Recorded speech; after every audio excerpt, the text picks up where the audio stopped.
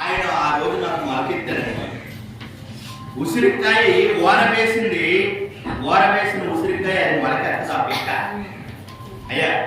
అలాగే కొన్ని ఉపమానాలు గురువు గారు చెప్తూ ఆయన ప్రతిదీ కూడా ఒక జాతకం అయినా ఏదైనా నేను చదువుతుంటాను. ఆయన ఒకవేళ ఏంటంటే నేను తాతయ్య గారిని కానీ ఇది సేమ్ ఈ టైంలో మా బాబు జాతకం ఎలా ఉన్నది అయితే ఆయన ఒక నమ్మకం మానవుడే దైవం అనేది గురుదేవులేనండి.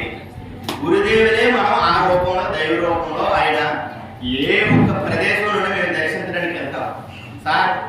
మరి ఆయన చెప్పారు కాబట్టి మరి నేను ఆ అచిర సిద్ధాంత సాంప్రదాయం అనేది ఒక సూచన ద్వారా ఒక నమ్మకం తీసుకున్నాను. నేను గురుదేవుడికి నాకు అనిపిస్తుంది సాయి ఆయన పాదాలకే మనం పూజ చేస్తే బాగుంటుందా, మరి ఒక రేట్లో పెట్టి చేస్తే బాగుంటుంది. మళ్ళీ కానీ సత్య స్వామి కానీ నెక్స్ట్ చెప్తాడు. అంటే మనం అంత ఆత్మవిశ్వాసంతో ఆ నమ్మకంతో ఆయన ఏదైతే వస్తుందో ఆ స్వామి ఆయన ద్వారా కల్పిస్తారు. కాబట్టి మనం అందరం కూడా ఎక్కడ ఎందుకనేది ఒక దైవాత్మకమైనటువంటి ప్రదేశము దేవాలయం అనేది తెలిసినప్పటికీ ఒక కర్తంటూ ఎవరో ఉంటేనే వాళ్ళు వెనకతలో మనకు నడవడానికి అవుతుంది.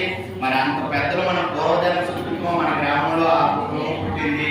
వాళ్ళు చెప్పినటువంటి విషయాలు ఉంటూ మన తప్పు చేయడానికి మనసు అంగీకరించదు. కాబట్టి అటు మహాత్ములు ఉన్నారు కాబట్టి ఎందుకు ఆ పేరు ఉందని ఈ సభాముఖం తెలియజేస్తూ మరి డిఎం రామ్ గారు అమ్మగారికి ఇలాగే ప్రతి